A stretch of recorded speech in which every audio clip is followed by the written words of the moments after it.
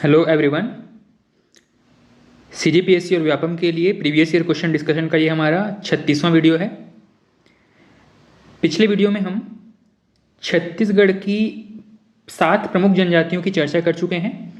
7 वे जनजातियां हैं जिनमें से 5 राज्य केंद्र सरकार के द्वारा और 2 राज्य सरकार के द्वारा विशेष पिछड़ी जनजाति के रूप में शामिल की गई हैं। 5 में कौन कौन से थे? अबूझमाड़िया, बैगा, बिरहोर, कोरवा, कमार और 2 बची हुई जनजातियां थी जो कि राज्य सरकार के द्वारा की गई हैं, भुंजिया और पंडो। ये सभी जनजातियों की चर्चा कर चुके थे। इनमें इनका निवास स्थान क्या है, कौन कौन सी प्रमुख रीति रिवाज हैं, कौन से प्रमुख तीज त्यौहार पर्व हैं, नृत्य वगैरह कौन से हैं, इन सभी की हम चर्चा कर चुके थे। इसी प्रकार से हम जो बची हुई जनजातियां हैं जहां से प्रश्न पूछे जाते हैं उनकी चर्चा करने वाले हैं। इस क्रम में सबसे पहले हम बात करने वाले हैं गोंड जनजाति की। छत्तीसगढ़ में और पूरे भारत में गोंड एक प्रमुख जनजाति है। छत्तीसगढ़ के संदर्भ में अगर बात करें तो इनकी उत्पत्ति एक शब्द है कोंड। कोंड शब्द तेलुगु का शब्द है जिसका सामान्य अर्थ होता है पर्वत। तो गोंड जनजाति स्वयं को पर्वत से उत्पन्न मानती है और तेलुगु भाषा के कोंड शब्द से यह गोंड शब्द उत्पन्न हुआ है। गोंड स्वयं को कोयतोर कहवाना पसंद करते हैं। कोयतोर का मतलब होता है पर्वतवासी, पर्वत के आसपास निवास करने वाले। इनका निवास स्थान अगर देखा जाए तो मुख्य रूप से दक्षिण छत्तीसगढ़ में इनका निवास मुख्य रूप से ज़्यादा है। अदर जगहों पे भी है पर यहाँ पे दक्षिण छत्तीसगढ़ में इनका निवास ज़्यादा है। बस्तर संभाग में अगर बात करें तो लगभग सभी जिले, बस्तर संभाग के सभी 7 जिलों में इनका निवास है। इसके अलावा बिलासपुर, कोरबा, कवर्धा इन क्षेत्रों में भी इनका निवास है। इनकी जो भाषा है गोंडी है और यह द्रविड़ियन समूह की भाषा है। गोंड जनजाति में अगर क्लासिफिकेशन देखा जाए तो 2 मुख्य उप विभाजन है, एक है राजगोंड और एक है धरगोंड। राजगोंड को सबसे श्रेष्ठ गोंड माना जाता है। इसके अलावा गोंड जनजाति का जो उपजाति है इसमें लगभग 41 उपजातियां पाई जाती हैं और छत्तीसगढ़ में गोंड की 30 शाखाएं विद्यमान हैं। यह छत्तीसगढ़ की सबसे बड़ी जनजाति समूह है, यह प्रश्न पूछा जाता है। ठीक है, तो गोंड जनजाति जो है वो सबसे ज़्यादा उपजाति वाला समूह है। सबसे ज़्यादा जनजातियाँ इसी जाति के अंतर्गत आती हैं। गोंड जनजाति के अंतर की बहुत सारी उपजातियाँ विद्यमान हैं। इनका कार्य या पारंपरिक पेशा क्या है? पारंपरिक रूप से ये वैद्य का कार्य करते हैं। इसके अलावा इनकी जनसंख्या की बात करें तो राज्य के जो कुल जनजाति हैं उनमें से 56% आबादी जो है वो गोंड जनजाति की है और राज्य की जो ओवरऑल पॉपुलेशन है, कुल जनसंख्या जो है वो उसमें 17-17.5% के आसपास इनका कॉन्ट्रीब्यूशन है। छत्तीसगढ़ की जनजातियों में गोंड जनजाति की संख्या सर्वाधिक है। यह एक सामान्य तथ्य है जो कि परीक्षा में पूछा गया है। गोंड जनजाति छत्तीसगढ़ की प्रमुख जनजाति है, इसके बारे में प्रश्न पूछा गया है। तो एग्जाम में यह फैक्ट ना पूछ करके, मतलब कितना परसेंट निवास है, कितना परसेंट लोग यहाँ निवास करते हैं, यह ना पूछ करके एक सामान्य स्टेटमेंट पूछा है कि सबसे ज़्यादा जनसंख्या किसकी है या सबसे प्रमुख जनजाति कौन सी है। तो गोंड जनजाति सबसे प्रमुख है, सबसे ज़्यादा जनसंख्या भी इन्हीं का है। इनके प्रमुख रस्म और संस्कारों के बारे में पूछा जाए, बात करें तो इनमें दोषी एक व्यक्ति है जो कि विवाह संपन्न कराने वाला व्यक्ति होता है। इसके अलावा प्रचलित विवाह की बात करें तो गुरावट, धरजमाई, पैठू या ढुको विवाह और उढ़रिया विवाह, ये सभी प्रमुख हैं। ये शब्द याद रखिएगा। पहली चीज़ तो ये याद रखना है कि ये सभी शब्द विवाह से संबंधित है। दूसरी चीज़ किस जनजाति में से संबंधित विवाह है, तो गोंड जनजाति की विवाह पद्धतियाँ हैं गुरावट, धरजमाई, पैठू या ढुकू और उढ़रिया। इसके अलावा प्रमुख त्यौहार या पर्व की बात करें तो मेघनाथ पर्व इनमें प्रमुख होता है। देवताओं की चर्चा करें तो दुल्हा देव, बूढ़ा देव, सूरज देव, डूमा देव जो कि इनके पितृदेव हैं, ये सभी प्रमुख हैं। ठीक है, तो जो कीवर्ड्स हैं जैसे कि मेघनाथ पर्व किस जनजाति से संबंधित है, डूमा देव किस जनजाति से संबंधित है, ये प्रश्न पूछे जाते हैं। बस इसी प्रकार के तथ्य आपको याद रखने हैं। अगला है मृतक संस्कार। मृतक संस्कार में अगर विशेष कुछ तथ्यों की चर्चा करें तो मृत्यु के बाद गोंड जनजाति में तीसरे दिन कोज्जी और 10वें दिन कुंडा, 10वें दिन कोज्जी और 10वें दिन कुंडा मिलन संस्कार होता है। ये जो शब्दावली है मैं फिर बता देता हूँ कि ऐसे शब्द जो है वो अब लेटेस्ट ट्रेंड में है, ऐसे चीज़ें प्रश्न जो है वो बना करके पूछी जाती हैं। सिर्फ इतना पूछ लेगा कि कुंडा किस जनजाति से संबंधित मृतक संस्कार है। एग्ज़ाम में कई बार आपको बहुत डीप फैक्ट लेकिन इजी लेवल इसको उसका लेवल इजी करके पूछा जाता है। उसने ये एग्ज़ाम में ये बता देगा कि कुंडा एक मृतक संस्कार है, पर आपको ये याद रखना पड़ेगा कि किस जनजाति से संबंधित है।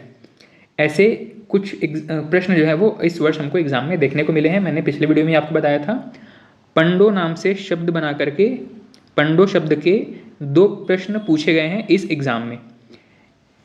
अगला है नोहडोरा के बारे में। घर की दीवारों पर जो चित्र अंकन किया जाता है उसको नोहडोरा कहा जाता है। ठीक है, किस जनजाति में? गोंड जनजाति में। इनके प्रमुख पर्व, नृत्य और देवी देवताओं के बारे में। पंडुम इस जनजाति में नवाखाई का जो त्यौहार है इसको पंडुम कहा जाता है। नृत्य कर्मा नृत्य, सैला नृत्य और पंडकीय नृत्य। कर्मा, सैला और पंडकीय नृत्य किस जनजाति से संबंधित है? ये सभी गोंड जनजाति से संबंधित हैं। अब जब नृत्य की बात होती है तो आपको ये भी याद रखना पड़ेगा कि कौन सा नृत्य पुरुषों के द्वारा ही किया जाता है, कौन सा नृत्य केवल महिलाओं के द्वारा किया जाता है, कौन सा नृत्य सभी के द्वारा कॉमन रूप से किया जाता है। तो नृत्य वाले टॉपिक में इन सब की चर्चा करेंगे। फिलहाल याद रखिएगा कि कर्मा, सैला और पंडकी नृत्य गोंड जनजाति के प्रमुख नृत्य हैं। इसके अलावा घोटुल क्या है? युवा गृह है। घोटुल जो है वो गोंड जनजाति में लिंगोपेन को घोटुल का संस्थापक माना जाता है। इस वर्ष की परीक्षा में लिंगोपेन के बारे में प्रश्न पूछा गया था। ठीक है, इसके अलावा देवगुरु जो है वो ग्राम के किनारे या मध्य में देवगुड़ी एवं मालगुड़ी होता है। इनका पवित्र स्थान है देवगुड़ी। इसके अलावा नेक्स्ट है कंवर जनजाति। कंवर जनजाति के बारे में, इनकी उत्पत्ति के बारे में बताया गया है कि इनकी उत्पत्ति कौरवों से हुई होगी। ठीक है, एक हमने पढ़ा था पांडवों से उत्पन्न जनजाति के बारे में। पंडो जनजाति जो है वो स्वयं को पांडवों के से उत्पन्न मानते हैं, पांडवों को अपना वंशज मानते हैं। उसी प्रकार कौरव जो है वो कंवर जो है वो कौरवों को अपना वंशज मानते हैं। ठीक है, और विशेष रूप से कौरवों में धृतराष्ट्र को अपना वंशज मानते हैं। लेकिन इतना डीप फैक्ट शायद ना पूछे, आपको इतना तो पूछ सकता है कि कंवर जो है वो दोनों सिमिलर साउंड करते हैं। ठीक है, तो कौरव से संबंधित मानते हैं कंवर जनजाति स्वयं को। इसी वजह से इनको कुरुवंशी या चंद्रवंशी भी कहा जाता है। इसमें प्रमुख व्यक्ति जो थे जिनके बारे में प्रश्न पूछा गया था वो थे गहिरा गुरु। पिछले वर्ष के पीएससी में एक प्रश्न पूछा गया था कि गहिरा गुरु किस जनजाति से संबंधित प्रमुख व्यक्ति थे। ठीक है, तो गहिरा गुरु जो है वो कंवर जनजाति के व्यक्ति थे। इनका निवास अगर बात किया जाए तो लगभग उत्तरी छत्तीसगढ़ और पूर्वी छत्तीसगढ़ इस क्षेत्र में इनका निवास है। सरगुजा, बलरामपुर, सूरजपुर, बिलासपुर, कोरिया, रायपुर, महासमुंद, गरियाबंद ये इनका प्रमुख क्षेत्र है। जनजाति की बात करें तो इनमें उपजाति की बात करें तो एक है तंवर या इसको छतरी भी कहा जाता है, तंवर या छतरी। एक है राठिया, पैंकरा, चेरवा, दूध कंवर। ये सभी किसकी उपजातियां हैं या किससे संबंधित है? तो कंवर जनजाति से संबंधित है ये सभी शब्द। अगला है इनके प्रमुख देव। तो सगरा खंड को अपना देवता मानते हैं। मुख्य कार्य होता है सैन्य कार्य। ठीक है, सैन्य कार्य मतलब सुरक्षा करना या सैनिक के रूप में कार्य करना इनका मुख्य पेशा है। इनका प्रमुख नृत्य बार नृत्य है। बार नृत्य किसका प्रमुख नृत्य है? कंवर जनजाति का। विशेष इस जनजाति में 7 उपजातियों की पंचायत को सतगड़ैया कहा जाता है। सतगड़ैया किस जनजाति से संबंधित है? कंवर जनजाति से। सतगड़ैया क्या चीज़ है? यह पंचायत है जो कि 7 उपजातियों की पंचायत होती है। इसके अलावा स्वयं को कौरवों का वंशज मानते हैं। टोटम समूह को गोटी कहा जाता है। यह महत्वपूर्ण तथ्य है। पूछा जा सकता है कि गोटी किस जनजाति से संबंधित शब्द है। तो गोटी जो है वो कंवर से संबंधित शब्द है। टोटम, टोटम का मतलब क्या होता है? किसी विशेष चीज़ पर आस्था रखना, मान्यता रखना, ठीक है, उसको हम टोटम कहते हैं। तो टोटम समूहों को गोटी कहा जाता है। इसके अलावा पाइक विद्रोह भी हम पढ़ते हैं हिस्ट्री में, इंडियन हिस्ट्री में। तो पाइक और कंवर किससे संबंधित है? कंवर जनजाति से संबंधित है। इसके अलावा इनकी बसाहट सर्वाधिक कहाँ पर है? बिलासपुर जिले में। और इस खोड़िया या कोठी, धान का भंडार गृह कौन सा होता है? खोड़िया या कोठी। किस जनजाति में? कंवर जनजाति में। कोठी तो लगभग सभी को पता होता है। यह शब्द थोड़ा नया है, खोड़िया। और ऐसे ही शब्द जो है वो एग्जाम में पूछे जाते हैं। पूछेगा कि धान भंडार गृह खोड़िया किस जनजाति से संबंधित है। आपको याद होना चाहिए कि खोड़िया जो है वो कंवर जनजाति का धान भंडार गृह होता है। अगला है उरांव जनजाति। इनका निवास सरगुजा, बलरामपुर, जशपुर, रायगढ़ में है, ठीक है, मतलब लगभग उत्तरी छत्तीसगढ़ में इनका निवास है। इनमें युवा गृह को कहा जाता है धुमकुरिया। धुमकुरिया किससे संबंधित है? उरांव जनजाति से। इस युवा गृह में जो प्रमुख होता है उसको कहा जाता है धांगर महतो, ठीक है। धुमकुरिया का प्रमुख होता है धांगर महतो। जैसे हमने गोटुल पढ़ा था, ठीक है, वैसा ही धुमकुरिया है। लेकिन धुमकुरिया किस जनजाति के लिए है? उरांव जनजाति के लिए। यहाँ पे आयु वर्ग के हिसाब से अलग अलग कैटेगरी को अलग अलग नाम दिया जाता है। जैसे कि 13 वर्ष से कम के बच्चों को पूना जोरावर कहा जाएगा। 13 से 18 वर्ष वालों को मजथुरिया जोरावर कहा जाए जोरवार कहा जाएगा। और 18 वर्ष से अधिक को धांगर कहा जाएगा। 13 वर्ष से कम को पूना जोरवार, 13 से 18 वालों को मजथुरिया जोरवार और 18 से अधिक वालों को धांगर कहा जाता है। इनमें प्रमुख देवता, नृत्य और बोली, इनके बारे में आप देख सकते हैं कि कितने मैक्सिमम इनका रिपीटेशन का फ्रिक्वेंसी है। प्रमुख देवता है सरना देवी, साल वृक्ष में निवास मानते हैं। प्रमुख नृत्य है सरहुल और कर्मा नृत्य। सरहुल बहुत पूछा गया है। प्रमुख बोली है कुरुख या कुड़ुख, यह भी बहुत रिपीट हुआ है, ठीक है। तो ऐसे फैक्ट्स जो कि बार बार रिपीट होते हैं वो कम से कम हमसे गलत नहीं होने चाहिए। तो कुरुख या कुड़ुख बोली किससे संबंधित है? उरांव जनजाति से। कुरुख में कुजूर का अर्थ होता है औषधीय पौधा, ठीक है। कुरुख भाषा के अंदर कुजूर नाम का जो शब्द होता है इसका मतलब होता है औषधीय पौधा। छत्तीसगढ़ में कुछ प्रमुख अधिकारियों के नाम के साथ में जो आप सरनेम देखते होंगे कुजूर, तो एक्चुअली में उस कुजूर का मतलब क्या होता है? औषधीय पौधा। इसके अलावा ग्राम प्रमुख को माझी कहा जाता है। प्रमुख पर्व कौन सा है? तो सरहुल प्रमुख पर्व है। इसके अलावा खट्टी और फाग भी प्रमुख रूप से मनाया जाता है। पारंपरिक पोशाक है करैया। प्रमुख त्यौहार कर्मा है। और सरहुल त्यौहार भी मनाया जाता है। साल वृक्ष के नीचे यहाँ पर नृत्य किया जाता है। इसके अलावा गाथा महाकाव्य। गाथा महाकाव्य का मतलब है कि इनसे संबंधित प्रमुख बुक कौन सी है? गड़क डंडी। गड़क डंडी इनसे संबंधित गाथा या महाकाव्य है। इसके अलावा छाई भीतर। छाई भीतर क्या है?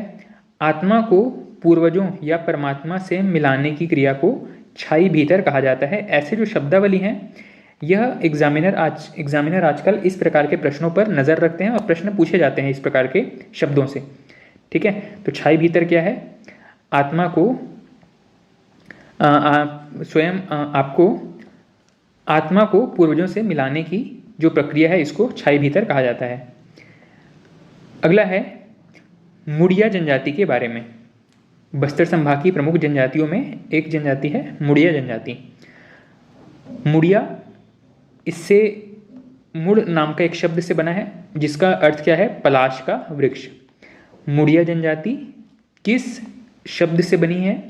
मुड़ शब्द से बनी है जिसका अर्थ होता है पलाश का वृक्ष। इनका मुख्य संकेंद्रण है बस्तर संभाग में और विशेष रूप से बस्तर और कोंडागांव जिले में। युवा गृह को घोटुल कहा जाता है। कृषि मुड़िया स्थायी कृषि करते हैं जबकि माड़िया पेद्दा कृषि करते हैं।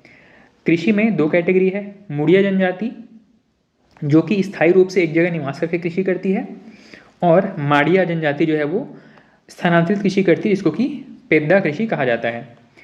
इनकी उपजातियों में अगर देखा जाए तो घोटुल मुरिया, राजा मुरिया, झोरिया मुरिया, ये सभी प्रमुख हैं, और ये गोंडों की एक उपजाति है। मुरिया या मुड़िया जो है वो गोंडों की उपजाति हैं। इनकी प्रमुख बोली कौन सी है? बोली है मुरिया।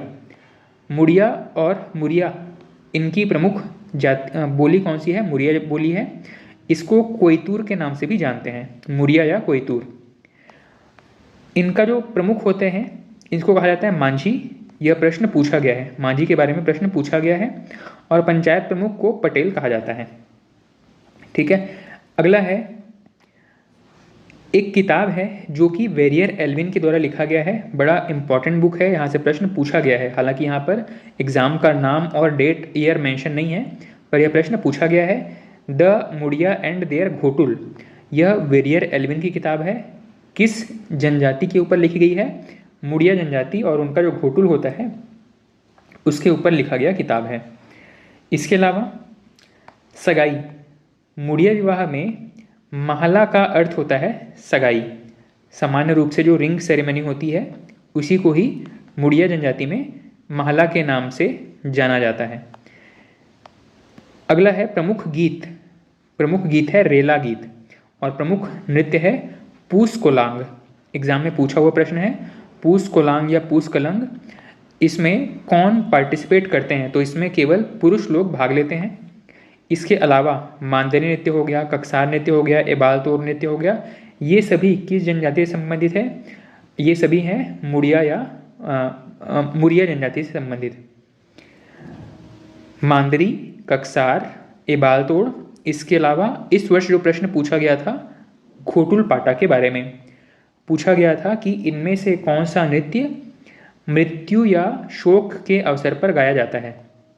तो घोटुल पाटा जो है वो एक शोक गीत है या शोक नृत्य है।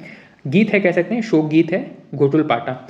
नृत्य के रूप में ये अलग है, और घोटुल पाटा जो कि किसी व्यक्ति की मृत्यु होने पर गाया जाता है, घोटुल गीत कहा जाता है, घोटुल पाटा कहा जाता है।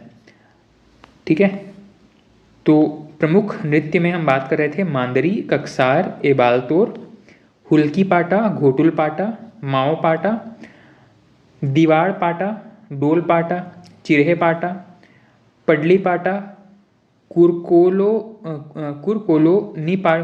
पाटा, कोड़ा पाटा। अब इतने सारे नाम हैं, इसमें से जो सबसे प्रमुख है ये ऊपर के तीन, मांदरी, कक्सार और एबालतोर। घोटुल पाटा हाल ही में पूछा गया है। माओ पाटा भी चर्चा में रहता है, पूछा जाता है। हुल्की पाटा भी याद रखिएगा। ठीक है, इतने प्रमुख नृत्य हैं जो कि एग्जाम में पूछे गए हैं। एक और है कोलांग पाटा।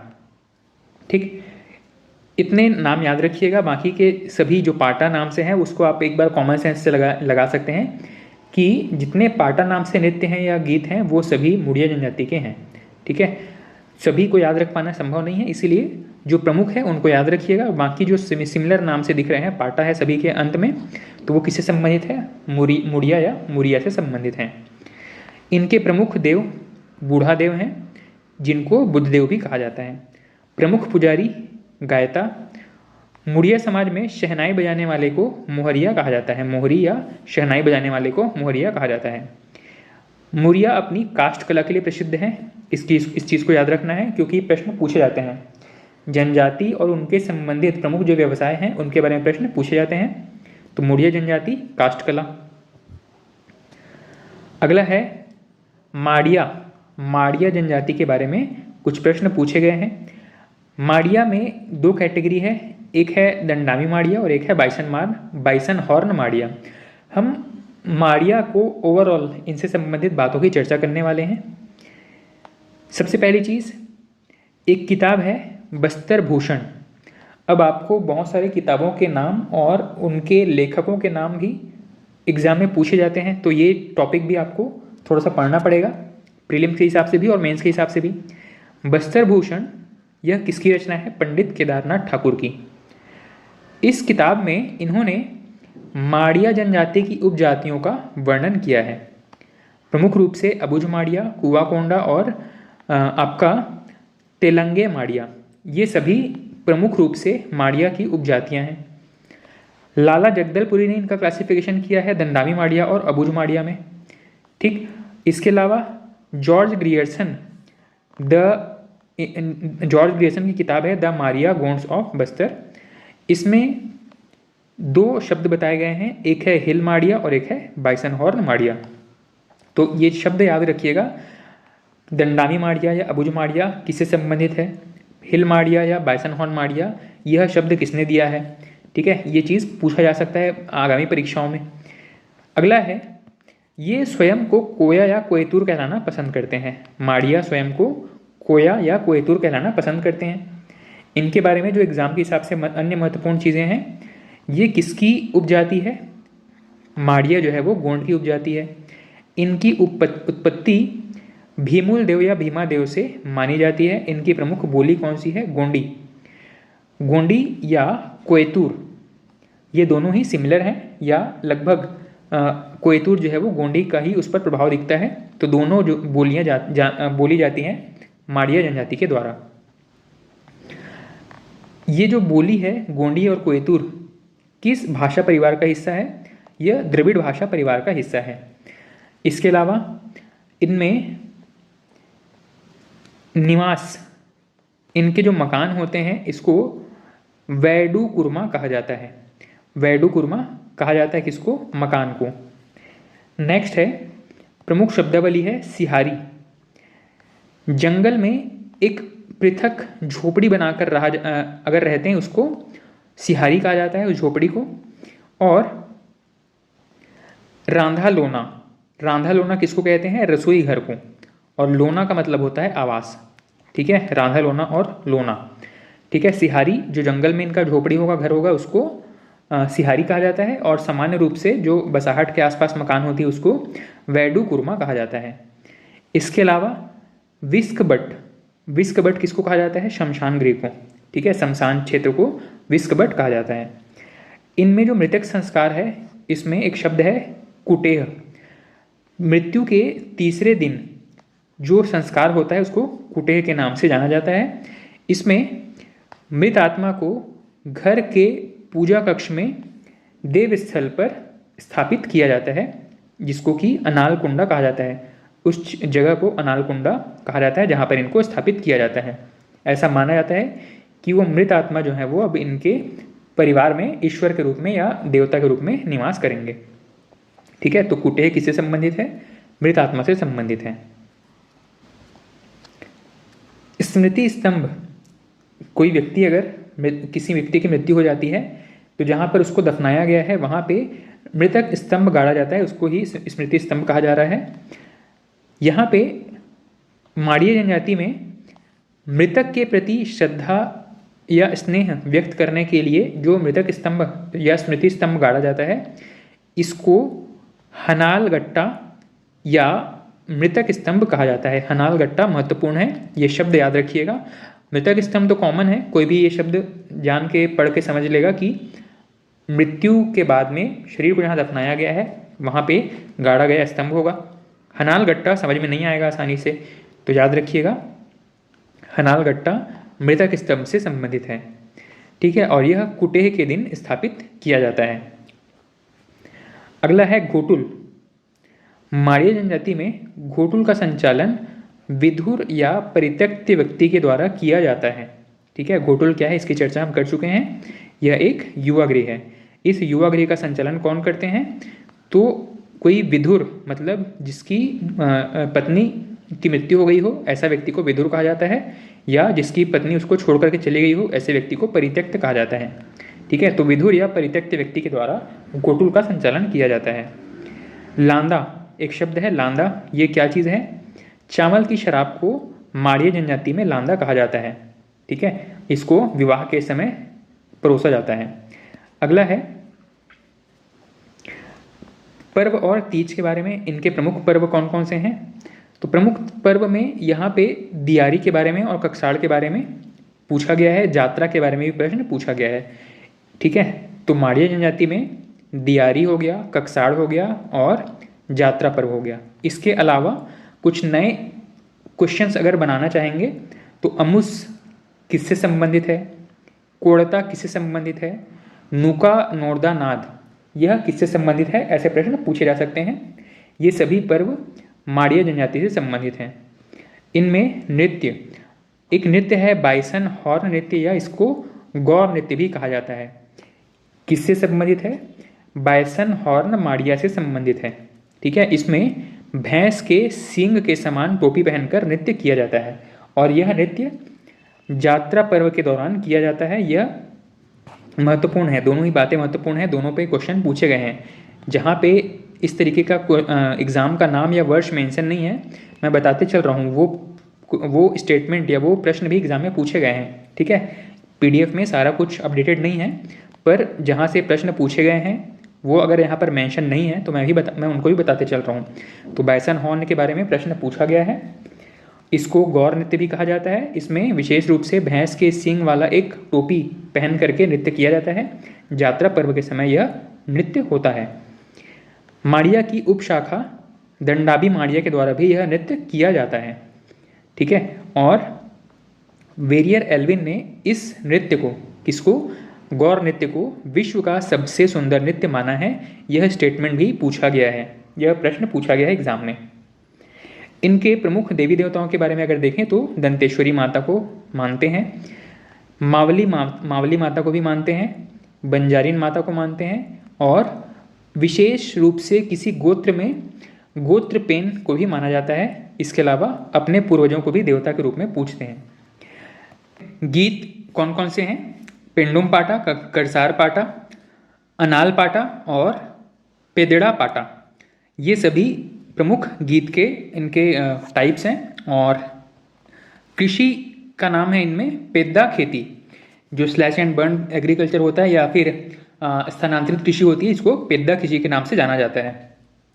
इनमें प्रमुख पेय पदार्थ है सल्फी और इनके बारे में किताब लिखा था वेरियर एल्विन ने। इनकी किताब का नाम है द गौर। आपको एग्जाम में क्या पूछेगा, एग्जाम में इतना पूछ सकता है कि वेरियर एल्विन द्वारा लिखी गई किताब द गौर किससे संबंधित है, किस जनजाति से संबंधित है। तो आपको बताना पड़ेगा कि यह गौर जो है वो गौर नृत्य के बारे में है और उस शब्द से यहाँ पे लिया गया है, माड़िया जनजाति से संबंधित यह किताब है। अगला है हल्बा जनजाति। हल्बा जनजाति मुख्य रूप से छत्तीसगढ़ के धमतरी, बस्तर, कोंडागांव, कांकेर, बालोद, नारायणपुर, दंतेवाड़ा, मतलब पूरा बस्तर संभाग और कुछ क्षेत्र पूर्व और पश्चिम की तरफ कुछ क्षेत्र जो है वो बॉर्डर एरिया है जहाँ पे इनका निवास है। ठीक है, इनकी बोली हल्बी है। हल्बा की उपजातियाँ हैं बस्तरिया, छत्तीसगढ़िया और मरेठिया हल्बा। बस्तरिया, छत्तीसगढ़िया और मरेठिया हल्बा, ये हल्बा की उपजातियाँ हैं। इनका मुख्य व्यवसाय क्या है, कृषि कार्य है। यह प्रश्न पूछा गया एग्जाम में। प्रश्न पूछा गया था कि इनमें से कौन सी जाति पोहा या चिवड़ा बनाने का कार्य करती है। तो छत्तीसगढ़ में हल्बा जनजाति जो है वो पोहा या चिवड़ा बनाने का कार्य करती है। अदरवाइज इनका मुख्य पेशा जो है वो कृषि कार्य है। इनमें टोटम, बस्तर में हल्बा जनजाति द्वारा टोटम को बरग कहते हैं। ठीक है, तो बरग किससे संबंधित है, कौन सी जनजाति से संबंधित है, हल्बा जनजाति से संबंधित है। अगला है आर्थिक रूप से सबसे समृद्ध जनजाति कौन सी है। यह प्रश्न भी बिल्कुल फैक्ट के तौर पे पूछा गया था, एकदम स्टेटमेंट बेस्ड क्वेश्चन था कि इनमें से कौन सी जनजाति सबसे समृद्ध है। ठीक है, तो हल्बा जनजाति सबसे समृद्ध है और हाल ही में कुछ वर्षों में, मतलब पिछले कुछ दशकों में, इन पे कबीर पंथ और सवंता संप्रदाय का प्रभाव देखने को मिलता है। ठीक है, मतलब इनके कल्चर में या कह सकते हैं कि इनके जो परंपराएं हैं वो अब दूसरे सभ्यताओं से, दूसरे परंपराओं से, कल्चर से थोड़ा सा इन्फ्लुएंस हो रहा है। तो हल्बा जनजाति के लोग अब कबीर पंथ की तरफ भी अपना झुकाव रखने लगे हैं। 2011 की जनगणना के अनुसार ये सबसे साक्षर जनजाति है। ठीक है, तो पूछा जाए कि सबसे साक्षर जनजाति कौन सी है, तो हल्बा फिलहाल सबसे साक्षर जनजाति की कैटेगरी में है। इसके बाद में प्रधान और फिर है उरांव। ठीक है, हल्बा, प्रधान और उरांव ये मुख्य रूप से सबसे साक्षर जनजाति हैं। प्रश्न पूछा जाए कि सबसे साक्षर जनजाति कौन सी है, हल्बा जनजाति। आर्थिक रूप से सबसे समृद्ध कौन सी है? हल्बा जनजाति। मतलब एजुकेशन में भी और फाइनेंशियली भी दोनों ही मामलों में हल्बा जनजाति सबसे आगे है। अगला है भत्रा जनजाति के बारे में। भत्रा जो है वो एक शब्द से निकला है, भृत्य। ठीक है, भत्रा जनजाति भृत्य का कार्य करती थी या सेवा का कार्य करती थी, इसीलिए इसको भत्रा के नाम से जाना जाता है। ठीक है, तो भत्रा का अर्थ क्या है? सेवक। भत्रा जनजाति सेवा का कार्य किया करते थे राजा महाराजाओं के लिए। इनकी बोली कौन सी है? भतरी। भतरी जो है वो उड़िया की एक सब लैंग्वेज कह सकते हैं, या फिर एक उससे प्रभावित भाषा है भतरी। इनका मुख्य निवास बस्तर, कोंडागांव, दंतेवाड़ा, सुकमा क्षेत्र में है। इनमें देवता किसको माना जाता है? तो शिकार देवी और माटी देव को प्रमुख देवता के रूप में पूजा जाता है। इनका आगमन छत्तीसगढ़ क्षेत्र में कब हुआ और कैसे हुआ, इसके बारे में अगर पूछा जाए तो याद रखिएगा कि मैंने आपको बताया था कि जो बस्तर क्षेत्र है या बस्तर संभाग है, यहाँ पे पहले काकतीय वंश का शासन हुआ करता था। और ये काकतीय वंश स्वयं कहाँ से आए थे? ये आए थे वर्तमान आंध्र प्रदेश तेलंगाना वाला क्षेत्र है, वहाँ पे काकतीय वंश हुआ करता था। और उस काकतीय वंश के ऊपर जब मुगलों का आक्रमण हुआ, दिल्ली सल्तनत का आक्रमण होता है, तब वो इधर छत्तीसगढ़ वाले क्षेत्र में प्रवेश करते हैं। ठीक है, तो काकतीय वंश मुख्य रूप से आंध्र प्रदेश तेलंगाना के वंश हैं। वही लोग जो है छत्तीसगढ़ में आए हैं और काकतीय वंश की स्थापना किए हैं।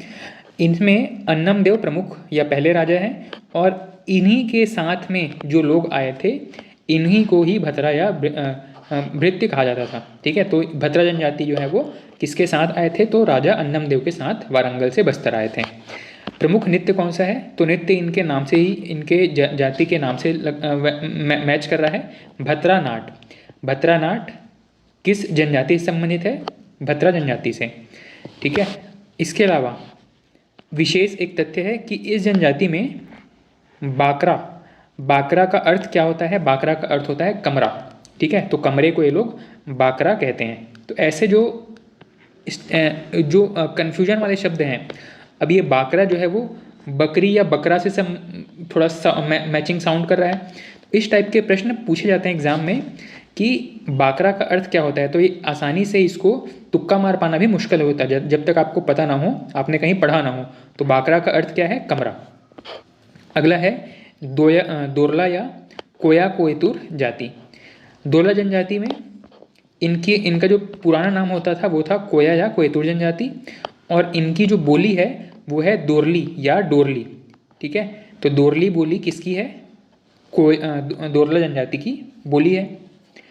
इसके अलावा इनके नृत्य के बारे में पूछा गया है एग्जाम में। पैडुल नृत्य किससे संबंधित है या किस जनजाति से संबंधित है?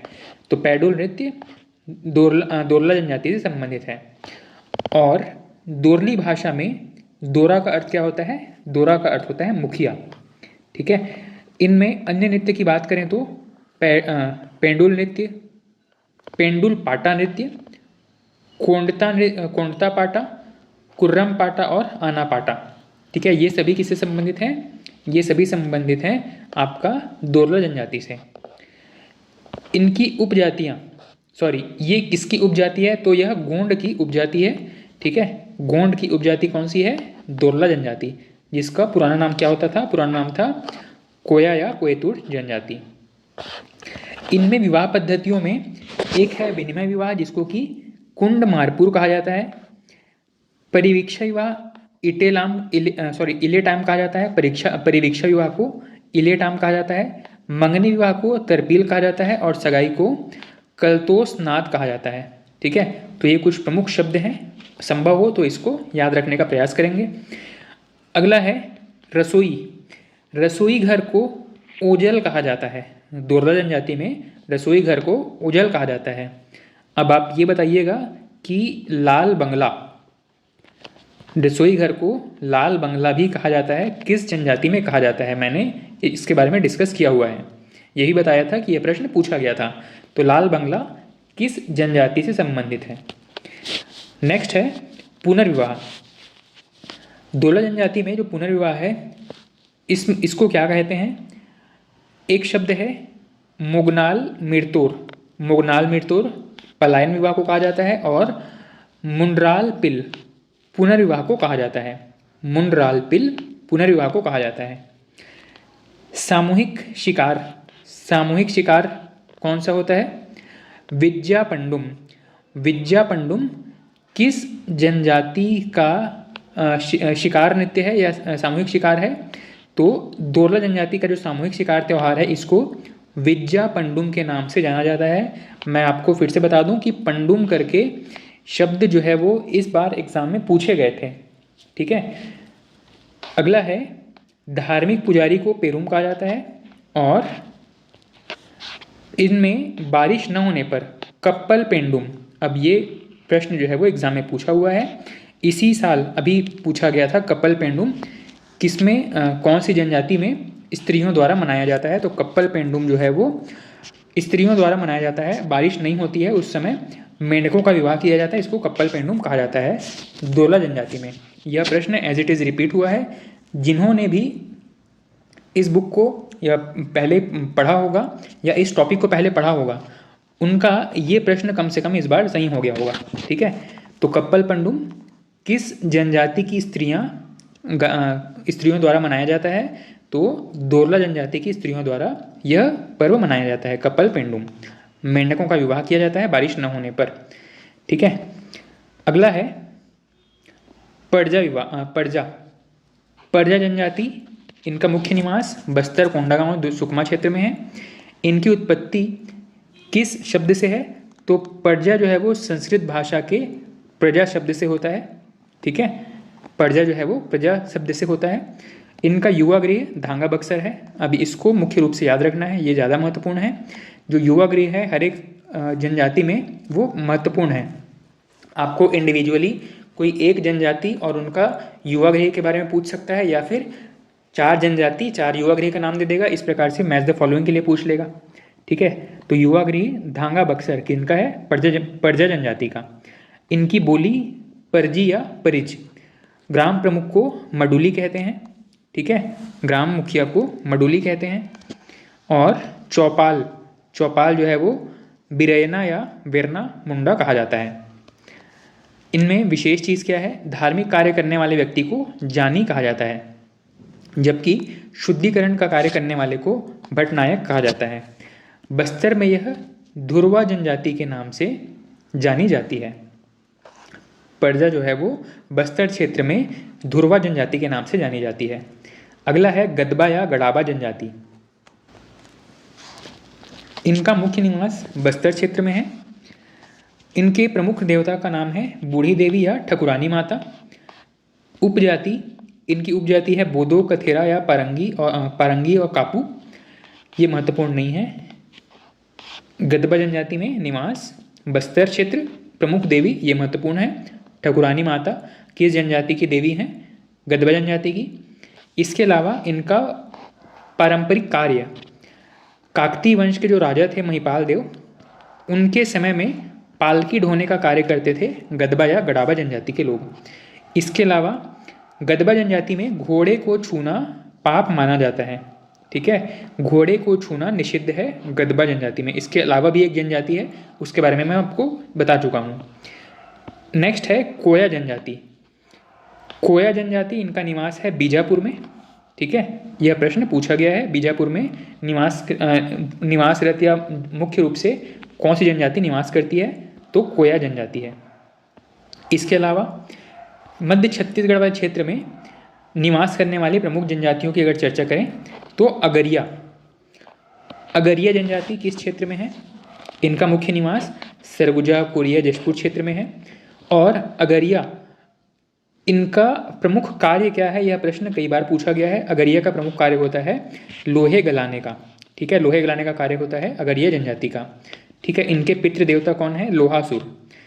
इसके अलावा प्रमुख देवता धदकती भट्टी को भी अपना देवता मानते हैं। ठीक है, या धदकती भट्टी में अपना देवता का निवास मानते हैं। ठीक है, कार्य इनका प्रमुख मैंने बता दिया, लोहे गलाने का होता है। नेक्स्ट है, इनमें उड़द दाल का विशेष महत्व होता है। ठीक है, और साथ ही दशहरा के समय काले मुर्गे की बलि दी जाती है। दशहरा के समय लोहासुर, जो कि इनके प्रमुख देवता हैं, लोहासुर को काले मुर्गे की बलि चढ़ाई जाती है। किसमें?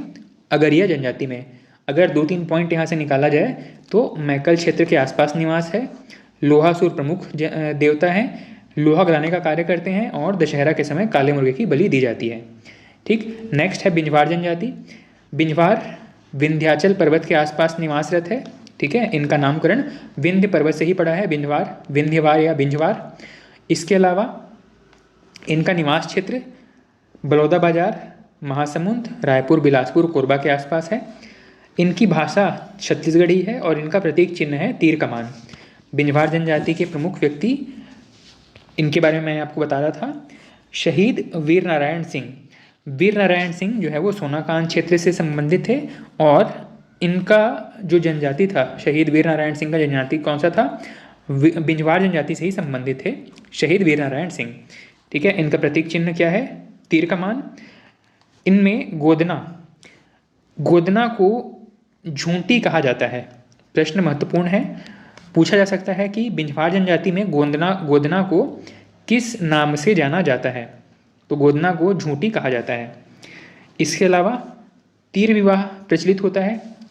तीर विवाह मतलब एरो के साथ इनका विवाह होता है, महिलाओं का एरो के साथ विवाह कर दिया जाता है, या फिर सामान्य विवाह होता है।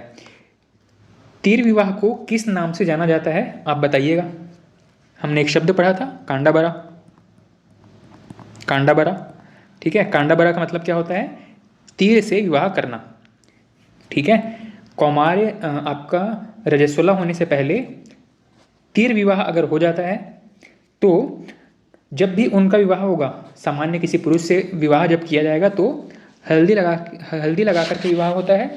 और अगर तीर विवाह होने से पहले ही कोई महिला अगर रजस्वला हो जाती है, ठीक है, तो उनको सामान्य विवाह की छूट नहीं होती है, मतलब उनको विवाह के समय हल्दी नहीं लगाया जाता है। बस ये अंतर है। तो बिंजवार जनजाति में तीर विवाह प्रचलित होता है। इसके अलावा प्रमुख देवी देवता 12 भाई बेटकर और विंध्यवासिनी देवी। विंध्यवासिनी देवी तो महत्वपूर्ण है, ठीक है, विंध्याचल पर्वत से ही इनका उत्पत्ति माना जाता है, इसीलिए विंध्यवासिनी देवी इनकी प्रमुख देवी है। इनके अलावा 12 भाई बेटकर। विशेष चीज़ है कि सोना खान के जो शहीद वीर नारायण सिंह है वो इसी जनजाति से संबंधित थे। इसके अलावा दशहरा के दिन चौर ध्वनि लोक पर्व मनाया जाता है। ठीक है, ये शब्द महत्वपूर्ण है। चौर ध्वनि लोक पर्व कब मनाया जाता है? तो दशहरा के समय मनाया जाता है। किस जनजाति में? बिंजवार जनजाति में। अगला है धनवार जनजाति। धनवार जनजाति, इनका शब्द धनुवार या धनुहार से इनको संबोधित किया जाता है। इनका नामकरण बाण निर्माण के कारण हुआ है। बाण जो एरो होता है उसको एरो बनाने का कार्य करते थे, इसीलिए इनको धनवार कहा जाता है। इनका मुख्य निवास बिलासपुर क्षेत्र में है। इसके अलावा बांस के बर्तन बनाने में इनकी निपुणता है। बांस के बर्तन बनाने का कार्य भी करते हैं धनवार जनजाति के लोग। धनवार का अर्थ क्या होता है? धनवार का अर्थ होता है धनुर्धारी, धनुष धारण करने वाले। इनमें प्रमुख वाद्य यंत्र कौन से हैं? जो प्रमुख वाद्य है इसका नाम याद रखिएगा, नटकी बाजा। एग्जाम में आजकल ऐसे ही प्रश्न कई बार पूछे जाते हैं। प्रश्न पूछा जाएगा कि नटकी बाजा किस जनजाति से संबंधित है? तो नटकी बाजा जो है वो धनवार जनजाति से संबंधित है। अगला है, एक नृत्य है, कह सकते हैं, स्त्री और पुरुष दोनों झुंड बनाकर अलग अलग नृत्य करते हैं, मतलब स्त्रियों का एक अलग झुंड और पुरुषों का एक अलग झुंड, लेकिन नृत्य साथ में कर रहे होंगे। इस नृत्य को पालनी खेलना कहा जाता है। अब ये नाम याद रखिएगा, पालनी खेलना क्या है? यह एक नृत्य है, किस जनजाति के द्वारा किया जाता है? जो कि धनवार जनजाति है। और क्या इसमें केवल महिलाएं भाग लेती हैं, केवल पुरुष भाग लेते हैं, या दोनों भाग लेते हैं? तो इसमें दोनों भाग लेते हैं, पर सामूहिक रूप से अलग अलग झुंड बना करके नृत्य करते हैं। ठीक है, धनवार जनजाति के बारे में इतनी चीज़ें याद रखिएगा। अगला है सौरा या संवरा जनजाति।